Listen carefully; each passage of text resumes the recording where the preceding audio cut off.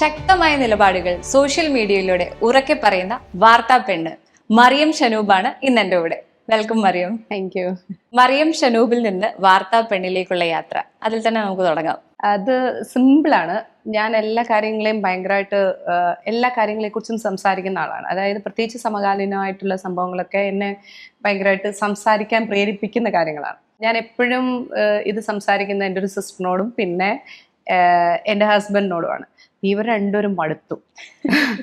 അപ്പോൾ ഇവർക്കാണെങ്കിൽ പ്രത്യേകിച്ച് അങ്ങനെ ഇതാണോ രാഷ്ട്രീയം എങ്കിൽ അതൊക്കെ, ഇതാണോ രാഷ്ട്രീയം എന്നെങ്കിൽ ഇതൊക്കെ, അങ്ങനെ പറയുന്ന രണ്ടുപേരാ. അപ്പൊ എനിക്ക് വ്യക്തമായ രാഷ്ട്രീയം ഒക്കെ ഉണ്ടാകുമ്പോൾ, ഐ മീൻ കക്ഷി രാഷ്ട്രീയമല്ല, അല്ലാതെ വ്യക്തമായ കാര്യങ്ങൾക്ക് രാഷ്ട്രീയങ്ങൾ ഉണ്ടായപ്പോൾ അവർ പറഞ്ഞു, ഒരു കാര്യം ചെയ്യേ, ഒരു ഇൻസ്റ്റഗ്രാം പ്രൊഫൈൽ തുടങ്ങിയിട്ട് എന്നിട്ട് അതിലൂടെ സംസാരിക്കേ. നീ പറയുന്ന കാര്യങ്ങളൊക്കെ ശരിയാണ്, അപ്പം ഞങ്ങൾ മനസ്സിലാക്കുന്നതിനേക്കാൾ കുറച്ചുകൂടെ വേറെ ആൾക്കാരോടും കൂടെ കമ്മ്യൂണിക്കേഷൻ ഉണ്ടാവുകയാണല്ലോ. അതെ. സോ അങ്ങനെ സംസാരിക്കുന്ന പറഞ്ഞു ഒരു രാഷ്ട്രീയം എന്ന് പറഞ്ഞല്ലോ, അത് ഒരു വ്യക്തിയെ സംബന്ധിച്ച് അത് തനിയെ ഡെവലപ്പ് ആവുന്നതല്ല. അപ്പോൾ മറിയത്തെ സംബന്ധിച്ചത് എങ്ങനെയാണ് ഇത്രയധികം പെർസ്പെക്റ്റീവ്സ് കിട്ടുന്നത്?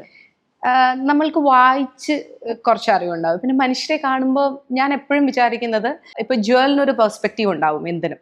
അപ്പൊ കേൾക്കുക എന്നുള്ള ഒരു കാര്യമുണ്ടല്ലോ, ലിസൺ ചെയ്യാന്നുള്ളത്. അപ്പൊ എന്റെ അറിവ് ഞാൻ ജുവലിലേക്ക് അടിച്ചേൽപ്പിക്കുന്നതിന് പകരം ജുവലിന്റെ അറിവ് എന്താണെന്ന് കേൾക്കുക ഉള്ള ഒരു സ്പേസ് ഞാൻ എല്ലാവർക്കും കൊടുക്കും, എന്നോട് സംസാരിക്കുന്ന എല്ലാവർക്കും. അപ്പൊ അത് കേൾക്കുമ്പോൾ എനിക്ക് ചിലപ്പം ഒന്നും തിരുത്താനല്ലായിരിക്കും, അല്ലെങ്കിൽ എനിക്ക് പുതുതായിട്ടൊന്നും കിട്ടുന്നില്ലായിരിക്കും. അതല്ലെങ്കിൽ ജുവലിന് തെറ്റെന്താന്ന് എനിക്ക് മനസ്സിലാവും, ജുവലിന്റെ ആ കാഴ്ചപ്പാടിന്റെ തെറ്റ് എനിക്ക് മനസ്സിലാവും ഞാൻ കേൾക്കുമ്പോൾ, അല്ലെങ്കിൽ ജുവലിന്റെ കാഴ്ചപ്പാടിന്റെ ശരി എനിക്ക് മനസ്സിലാവും. ചിലപ്പോൾ അത് എൻ്റെ ഭാഗത്തായിരിക്കും, എന്നിൽ ഉള്ള കാഴ്ചപ്പാടായിരിക്കും എനിക്ക് തിരുത്തേണ്ടത്.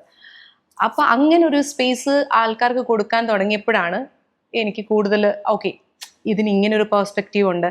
അപ്പൊ എല്ലാ കാര്യങ്ങളെയും ഞാൻ രണ്ട് സൈഡിൽ നിന്ന് ആലോചിക്കും. എൻ്റെ ഷൂസിൽ മാത്രമല്ല, മറ്റേയാളുടെ ഷൂസിലും ഞാൻ എങ്ങനെയെങ്കിലുമൊക്കെ നോക്കും. അവര് നിൽക്കുന്ന ആ ഷൂസിനും ഉണ്ടാവും കനം. സോ അതെന്താണെന്ന് അറിയാനും ഞാൻ ശ്രമിക്കാറുണ്ട്. കൂടുതലും ഡിസ്കഷൻസ്, അതുപോലെ വായന. അതെ അതെ അതെ, ഞാൻ ഡിസ്കഷൻസ് എന്നുള്ളതിനേക്കാൾ കൂടുതൽ വായിക്കാൻ ശ്രമിക്കും. അപ്പൊ കൂടുതൽ ആൾക്കാരെ നമുക്ക് അറിയാൻ പറ്റുമല്ലോ. ആൻഡ് ഓൾസോ ഇപ്പം എനിക്ക് ഇപ്പൊ ഇൻസ്റ്റഗ്രാമിലാണെങ്കിലും ഞാൻ ഒരു രാഷ്ട്രീയം എനിക്കുണ്ടാവുമല്ലോ, ഒരു കാര്യങ്ങൾക്കാണെങ്കിലും, ഇല്ലെങ്കിൽ രാഷ്ട്രീയപരമായിട്ട് തന്നെ എടുക്കുകയാണെങ്കിൽ അങ്ങനെ നമുക്കൊരു പ്രത്യേക സൈഡ് ഉണ്ടാവുമല്ലോ. പക്ഷെ ഓപ്പോസിറ്റ് സൈഡ് ഞാൻ കേൾക്കും. മിക്കപ്പോഴും നമുക്കിപ്പോൾ ഫീഡ് വരുമ്പോൾ നമ്മൾക്ക് ഇഷ്ടമുള്ള ഫീഡുകളായിരിക്കും വരിക. ഇപ്പൊ നമ്മൾ ഏതെങ്കിലും ഒരു പൊളിറ്റിക്കൽ സാധനമാണെന്ന് എടുക്കാന്ന് വിചാരിക്കുക. അപ്പോൾ നമ്മൾ ഇപ്പൊ കമ്മ്യൂണിസ്റ്റോ കോൺഗ്രസോ അല്ലെങ്കിൽ BJP അങ്ങനെയാന്ന് വിചാരിക്കുക, ഏതെങ്കിലും ഒന്നാന്ന് വിചാരിക്കുക. നമുക്ക് ഇഷ്ടപ്പെടുന്നതേ നമ്മുടെ മുന്നിൽ വരുള്ളൂ, അല്ലെ? ഇൻസ്റ്റഗ്രാം എടുത്താലും നമുക്ക് ഇഷ്ടപ്പെട്ടതേ വരുള്ളൂ. അപ്പൊ നമ്മളത് കേട്ടോണ്ടിരിക്കുക, നമുക്ക് അറിയാവുന്ന തന്നെ നമ്മൾ വീണ്ടും വീണ്ടും കേട്ടോണ്ടിരിക്കുക. പക്ഷെ മറ്റേ ഭാഗം എന്താണെന്ന് നമുക്ക് അറിയണ്ട. അവരെ കുറിച്ച് എല്ലാം കുറ്റം പറയുന്നത്, നമ്മളെ കുറിച്ച് നല്ലത് പറയുന്നത് മാത്രമേ നമ്മൾ കേൾക്കുള്ളൂ. അതായത് നമ്മുടെ ഇഷ്ടമുള്ള കാര്യങ്ങൾ മാത്രമേ കേൾക്കുള്ളൂ. നേരെ തിരിച്ച് അപ്പുറത്തും പോകണം. അപ്പം മനസ്സിലാകും ഇതിലേതാണ് കറക്റ്റ്, അല്ലെങ്കിൽ ഇതിലേതാണ് തിരുത്താനുള്ളത്, അല്ലെങ്കിൽ ഇതിൽ രണ്ടിലും നല്ലതുണ്ടാവും, പക്ഷെ ഇതിനകത്ത് രണ്ടിലും ചീത്തയുണ്ടാവും. ആ ചീത്തനെ എങ്ങനെ ഒഴിവാക്കണം എന്നൊക്കെ ഉള്ളത് നമുക്ക് കറക്റ്റായിട്ട് മനസ്സിലാവും.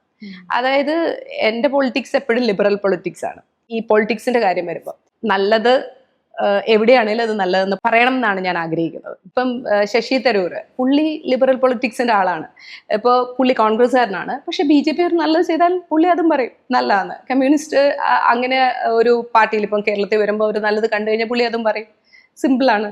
അപ്പോൾ നല്ലതിനെ അക്സെപ്റ്റ് ചെയ്യുക എന്ന് പറഞ്ഞുകൊണ്ട് പുള്ളിയുടെ ആ കക്ഷി രാഷ്ട്രീയം പുള്ളി മാറ്റുന്നില്ല, പുള്ളി അവിടെ തന്നെ ഉണ്ട്. പക്ഷെ നല്ലത് എന്തെങ്കിലും ഒരു നല്ല കാര്യം ചെയ്ത് അതല്ലേ ശരിക്കും വേണ്ടത്. ഞാൻ ശശി തരൂരിനെ മാതൃകയാക്കാനൊന്നും അല്ലേ പറയുന്നത്, പക്ഷെ അങ്ങനെയല്ലേ വേണ്ടത്. രാഷ്ട്രീയം എടുക്കുമ്പോൾ നമ്മുടെ പൊതുജനങ്ങൾക്ക് എത്രത്തോളം നല്ലതാകുന്നു, ഇവര് എത്രത്തോളം നന്മകൾ ചെയ്യുന്നു, ആ നന്മകളെ നമ്മൾ കാണാൻ ശ്രമിക്കുക. അല്ലാതെ നമ്മൾ ഒരാൾ നന്മ ചെയ്താൽ അത് കൊള്ളില്ല എന്ന് പറയുന്നതിന് പകരം അതിനെ അക്സെപ്റ്റ് ചെയ്യുക, അതിനെ വെൽക്കം ചെയ്യുക. അപ്പം കൂടുതൽ നന്മകൾ ഉണ്ടാവും. വായന ഇൻഫ്ലുവൻസ് ചെയ്തു എന്ന് പറഞ്ഞല്ലോ, അതുപോലെ മൂവീസിന് ഇതിൽ എത്രത്തോളം റോളുണ്ട്? കാരണം മറിയം ഒരു മൂവി ലവർ ആണെന്ന് പലപ്പോഴും വീഡിയോസ് കാണുമ്പോൾ എനിക്ക് തോന്നാറുണ്ട്. മൂവി എനിക്ക് തോന്നുന്നു നമുക്ക് എല്ലായിടത്തും എത്തിച്ചേരാൻ പറ്റില്ല.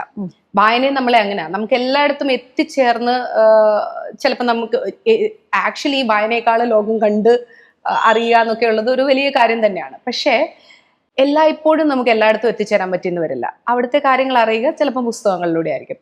പക്ഷേ പുസ്തകം എന്ന് പറയുമ്പോൾ നമ്മൾ നമ്മുടേതായ പെർസ്പെക്റ്റീവ് അവിടേക്ക് വല്ലാതെ ആഡ് ചെയ്യും. കാരണം നമ്മുടെ കണ്ണുകൾ കാണുന്നില്ലല്ലോ.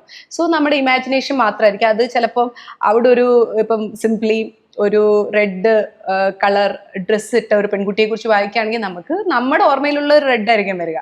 ആ കഥാകൃത്ത് എഴുതിയ റെഡ് കളർ ഏതാണെന്ന് നമുക്കറിയാൻ പറ്റില്ല.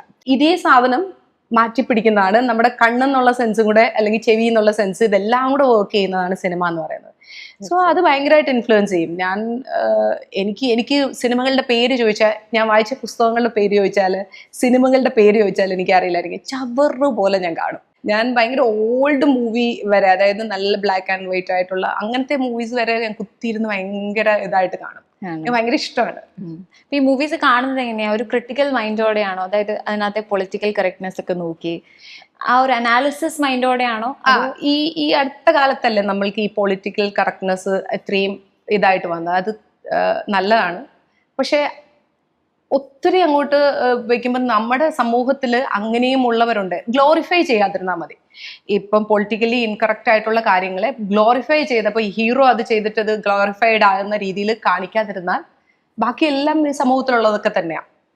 ആ ഗ്ലോറിഫിക്കേഷൻ മാറ്റി വെച്ച് കഴിഞ്ഞാൽ പൊളിറ്റിക്കൽ കറക്റ്റ്നെസ്, അതായത് ഇൻകറക്റ്റ് ആയിട്ടുള്ള കാര്യങ്ങളും കാണിക്കണം. അത് കാണിച്ചില്ലെങ്കിൽ എങ്ങനെയാണ് ലോകം അറിയാതെ.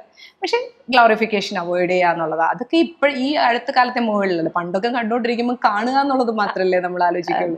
മാക്സിമം മൂവീസ് കാണുക.